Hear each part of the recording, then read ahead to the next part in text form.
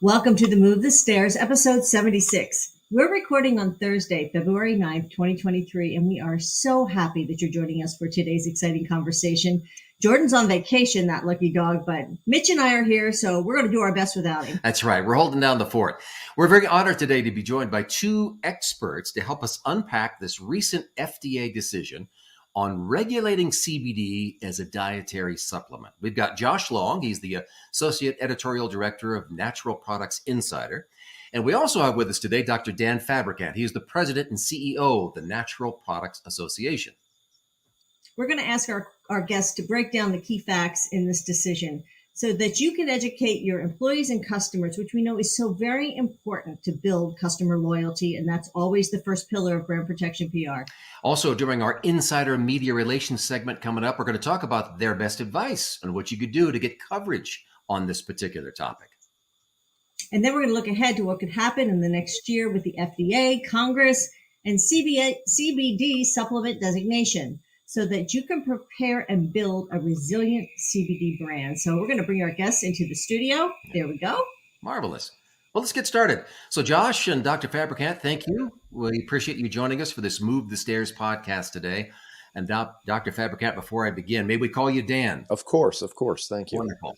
Well, Dan, start off by telling us a little bit about yourself, about the association, if you would. Sure. NPA is the oldest and largest trade association in the dietary supplement space going back to 1936. It really started out of the mom and pop health food stores. And as the industry's evolved, the association's evolved with it. We represent about 700 manufacturers, as well as retailers, folks, everyday names like GNC and Vitamin Shop, but also still represent the mom and pops. They're out there going strong and, really spreading the word to keep people healthy. Very good. Josh, we'd like to learn a little bit more about you and Natural Products Insider. So share a bit, if you would.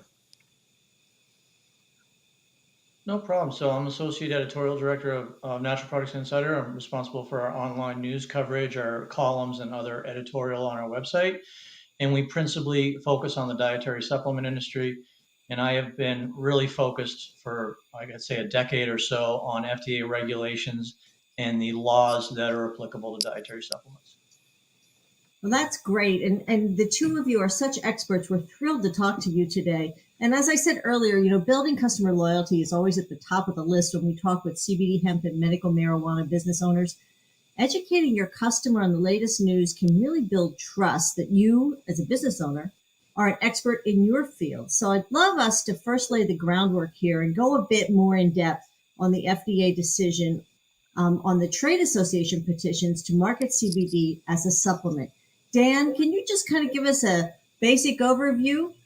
Yeah, I think, unfortunately, the update is it's status quo by the agency. They're not doing anything new.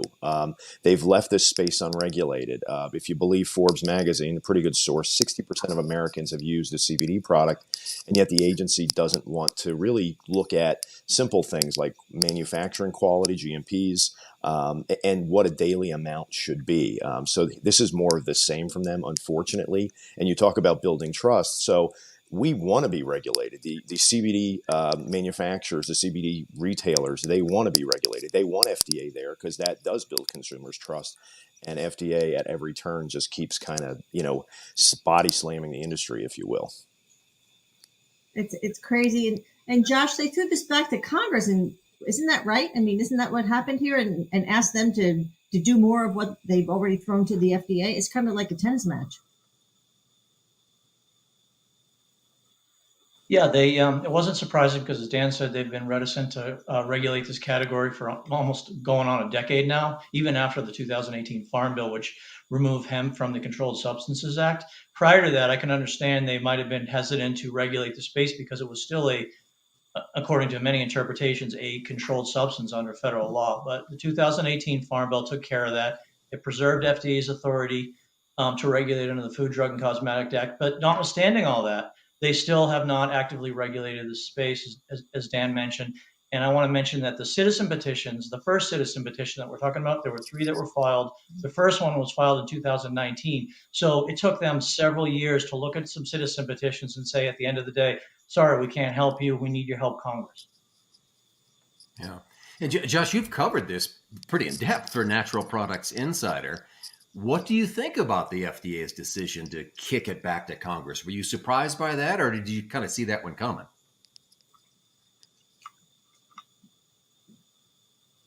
I kind of saw that one coming. I'd say it wasn't surprising. I'd say, in terms of their rationale, I'd love to hear what Dan has to say, but I found some of their rationale made sense to me. I defer to the agency on its scientific judgments. There's a lot of folks over there with three letters after their name. They have PhDs like Dan, or they have MDs, but some of their reasoning as it related to the current regulatory pathways was frankly nonsensical. And we can get into that later if you'd like. Okay. Well, going to that, Dan, I mean, I'd like to know what you think. Made the FDA, go with this decision? Especially, it says that they focus on safety data, and they say that they lack Right. it.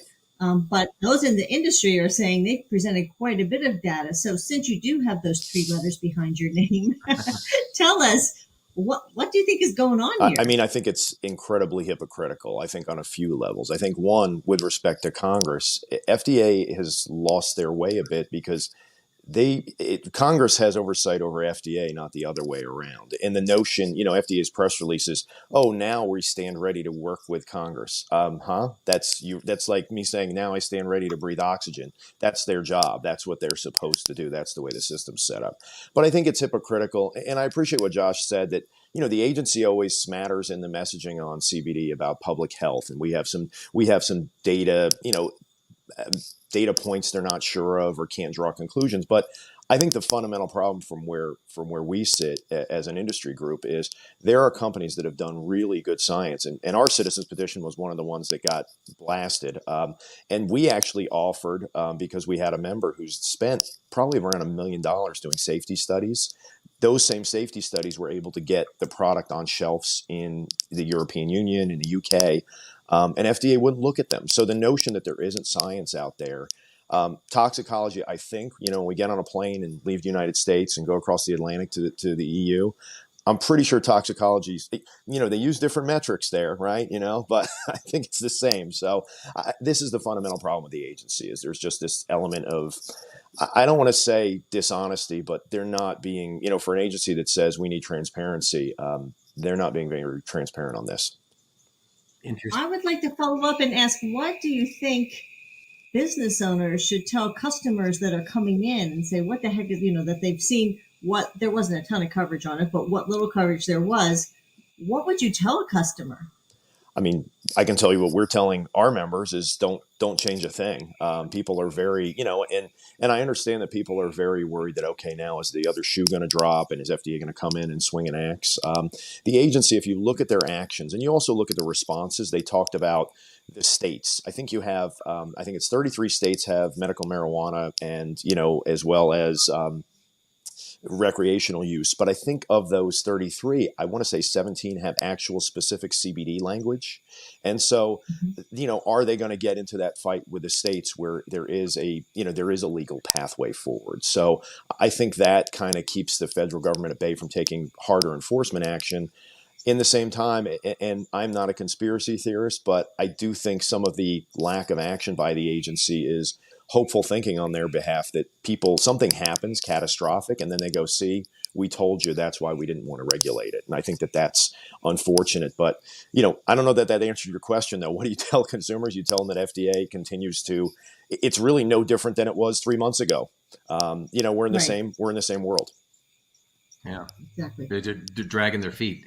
Interesting that Europe is accepting of the data done by the private sector, but so far not the U.S. government. I guess we'll have to wait and see.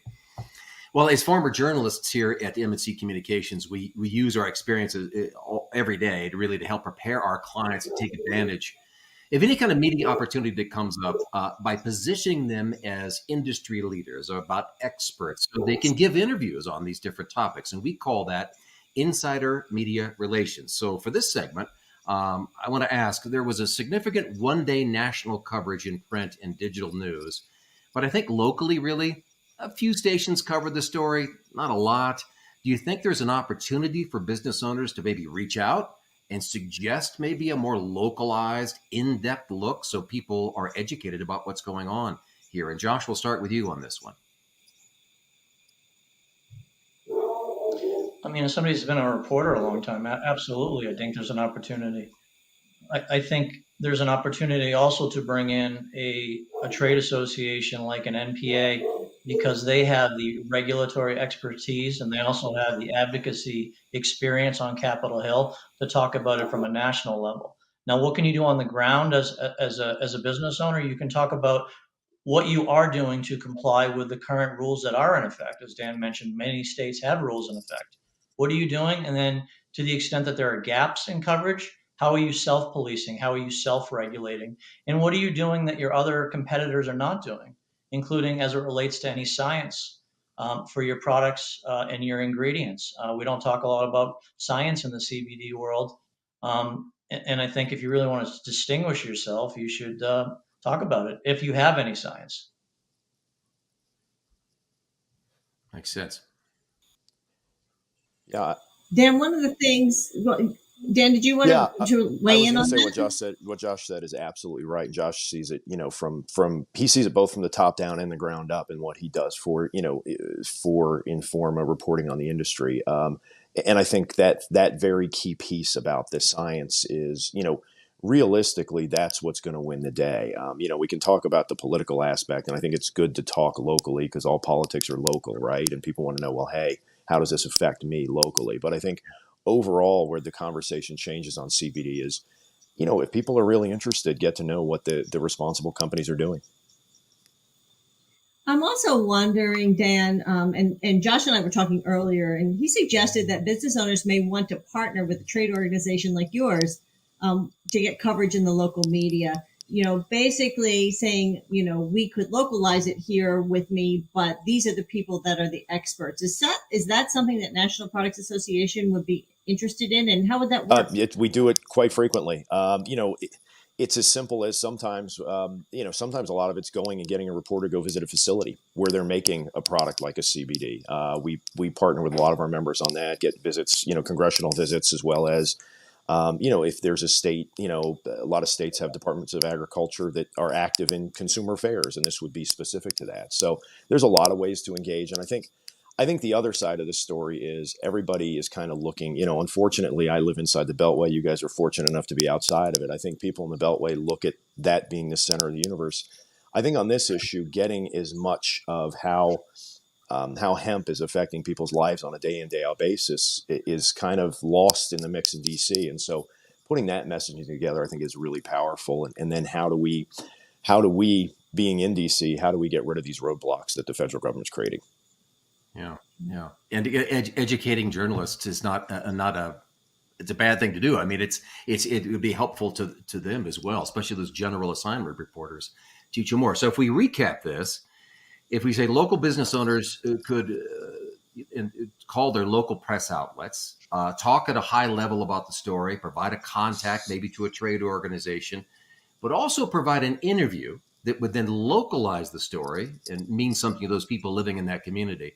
And they talk about how difficult it is to run a business without knowing what the rules are going to be. We don't know what's over the bin. I mean, Josh, does that kind of sum it up? Is that where we are right now? Yeah, I would largely agree with you. And but you said we don't know what the rules are going to be. The other real big challenge for this industry is that we have myriad regulations all over the country. And as somebody that went to law school, I understand as a business owner, there's practicalities. It's hard to keep up with these regulations that are changing every single week.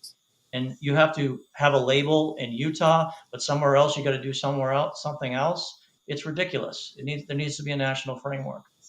It certainly would make a difference. Yeah. Absolutely. Especially if you want to also sell outside of your state, which is, it's just crazy. But anyway, we'll see how it goes and we'll keep pushing through here. Real quick, I want to look ahead to the next episode of our Move the Stairs podcast. We're going to be chatting with Shannon Donnelly, who's the cannabis process navigator for the city and county of Denver. And in 2020, she was named one of Green Entrepreneur's most influential women in cannabis. So that should be a great interview next 2 weeks from now. Yeah, a couple of weeks. All right, we're going to talk about building a resilient CBD brand. CBD business owners obviously want to strengthen their businesses, weather all those threats to the reputation, to the bottom line. It's a tough, competitive industry. So we help the clients find opportunities to every challenge that comes up. Polish those reputations, prepare for the unexpected. And so that's what we call building a resilient CBD brand. So with that in mind, Dan, I'm curious. We're very interested to know what you think can happen in 2023 with this FDA decision. Are there any thoughts that maybe the trade organizations who petition the FDA might consider filing a lawsuit against the FDA? What do you see as the next step? Well, we sued FDA last year, so we haven't sued them yet in 2023. It was on a different issue, but related. It had to deal with what FDA is really using here is they're invoking something that if something is a drug first, it gets precluded as a dietary supplement or as a food. And so that was part of the issue we sued them on last year. We dropped our lawsuit when we got the relief we wanted on an ingredient called NAC, which is an amino acid. So there are it parallels in a lot of ways very well with CBD. So it's something our organization is looking at. And to your point, CBD brand's biggest roadblock right now is FDA. The price of CBD, I believe, per kilo has gone down to somewhere in the neighborhood of $150 to $200 per kilo. Whereas THC, because there is a regulated market, even though, as Josh said, it's still considered a controlled substance federally, but the rules are very clear state-wise. I think THC is somewhere around $10,000 per kilo. So you're talking economies of scale, 2-3 orders of magnitude, which is really the government doing significant economic harm, economic damage to brands. And so it's really for the CBD brands out there, they need to get involved with organizations like ours that are looking at possible litigative solutions.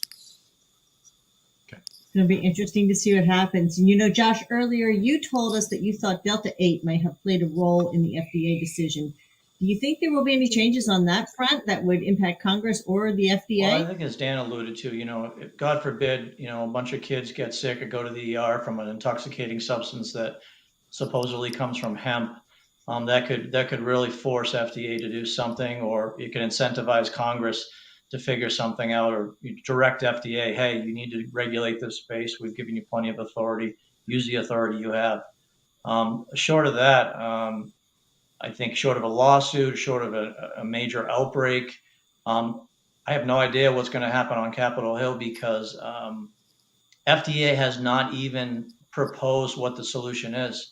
You read their responses to the citizen petitions, they say that current pathways aren't sufficient, but they don't tell us what they want. And I don't think anybody knows what they want. Including them. Yeah, well, I was going to say, I wonder if they're still trying to figure it out. Perhaps that's part of the problem. Well, as we know, nothing in Washington moves very quickly. But if you had to handicap the likelihood that this issue might be settled in 2023, what are the odds? Or is that no way? Dan, how about you first? I mean, I think congressionally, everyone's going to work congressionally. I think that's going to create, unfortunately, it's odd, and I've seen it in the States too, anything dealing with legislation around cannabis, hemp, it's people want to be James Madison or John Adams. They want to say they wrote the Constitution versus actually do something that's meaningful and that works, right? And I think that's why, to Josh's point, you've seen these state by state, the laws have some real, sometimes they're very similar, but sometimes they have some real different fingerprints on them. And you go, wait a second, why? And that's what's concerning, I think, in terms of doing something, Congress doing something. So, the best option, I think, is really getting moving, through another branch of government, the judicial branch, and seeing what can be had there. Anytime you start that route, there are no guarantees. But I think at this point, until the industry exhausts that too, I think it's a lot tougher. Congress can go, well, just sue them. And they're not wrong. They're not wrong. In other industries, FDA regulates, sue the agency frequently. So I think it's something that as an industry, it needs to be something that's a little more commonplace. Not saying that, we're all in and, hey, we'll see you tomorrow in Supreme Court. But I think we're certainly, as an organization, looking at it, deliberating. As Josh knows, he's a JD. Anytime you sue the government, you know who wins? The attorneys. So I mean, we've got to look at that as well. Is how long could something like this go on for? And that's kind of a lot of the issue. Yeah. And Josh, we would like to think this was settled yesterday, but of course it's not. What are your thoughts about it being settled within this calendar year? Is that possible? I mean, I think it's possible. I believe that, the Farm Bill, the next Farm Bill, which is a federal piece of legislation, has to be passed by the end of the year. And so that could be incorporated in the next Farm Bill. Just as a reminder, the last Farm Bill is what removed hemp from the Controlled Substances Act and paved the way for this ingredient to be marketed so widely. So there's certainly a Right. possibility there, but I wouldn't bet my house on it. I'm with you there, Josh. But if it happens, I know we're going to find coverage of it in National Products Insider. So, Josh, where can people find your publication? Naturalproductsinsider.com. It's as simple as that. Well, that was an easy one. And Dan, if they want to partner with you, maybe to do some local media with you giving the expertise, how do they get a hold of you at Natural Products Association? npanational.org, or any of our social media. It's the same at NPA National. Yeah, we're fairly active on social, usually retweeting Josh's stories because he goes deep on good stuff around the industry. He's getting to the bottom of it. All right. Yeah. That's right. Well, this was a great interview with some terrific insights. Thank you to both of you for taking the time. I know you're both really busy, but we are thrilled that you joined us today on the Move the Stairs podcast. Thank you. Thank you very much, Mitch. Thanks so much. So, Mitch, they were just fabulous, and I just In the know, know, yeah. a slew of notes here. Right. Telling your customers stay the course, but we're on top of this. It seems to me when you're talking about what's going on, knowing a little bit about what's going back and forth, and how the FDA did just make a non-decision, that at least about it, and that's really important because people are going to ask about that, and Sure. You being in the know builds that loyalty, right? It does, and I thought it was interesting when Dan was talking about, in so many instances you think, well, just the government just don't get too involved with my life. But he said, in this industry, they really want the regulation. They want to be regulated because that helps build trust. So they're dying for it. They keep asking for it. We just haven't got there yet. Absolutely. So if you're having a little bit of trouble, knowing what to talk to your clients about, it's a great opportunity to go out and talk to the media. And if you do that, you're not alone. And that's what I love with what both Dan and Josh were saying, is that if you can work with one of the trade industries, you can localize that story where they're going to give the details, but then they want to know how it impacts that local business in their area, and you can be that. And when you're on the news and you're doing that part of the story, people see you, and it really helps build your brand. Absolutely. So, and on that area of insider media relations, we always talk about, there are a lot of these national stories, but your local media is always trying to find a way to localize it. Who is, I'm going to put a face to that story. Well, here's your opportunity as one of those business owners. Say, here's the impact it's having on me and my business in Colorado or wherever it may be. And it does impact us, people right down the street. And I think looking forward, we all want to know what's going to happen with the Farm Bill. Right. That was a great point by Josh, because maybe that's going to help. But in the meantime, there may be some lawsuits filed against the FDA. What I found interesting was that seems to be a norm. I mean, with how Dan was telling us that there's a lot of people filing lawsuits against the FDA. I didn't know that. Did you know that? I did not know that. It almost sounds like, well, that's just part of the playbook. Which it seems like, why would it have to be that way? But again, I think here's another opportunity. While all this is going, I was like, well, they haven't really made a decision. There is that opportunity to help build your resilient brand, is talk to the local media and try to help educate them. When I was a reporter, 90% of the reason I did it is because they paid me to learn. Right. I covered different topics every day. So that was what I was doing, is going out and trying to learn something. So that's an opportunity to help educate the reporters and let them know what's going on, so they can make a localized story and again, build your brand, get your name out there. Absolutely. And always look at what's coming down the pike so that you can be ready. So I want to thank again Josh Long from Natural Products Insider and Dr. Dan Fabricant from the National Products Association for joining us today on the Move the Stairs podcast. And thank you so much for listening. And we hope you'll tune in again in a couple of weeks. We're going to have some more very insightful podcasts that are really going to help you protect your brand and protect your business. So thanks so much. Thank you.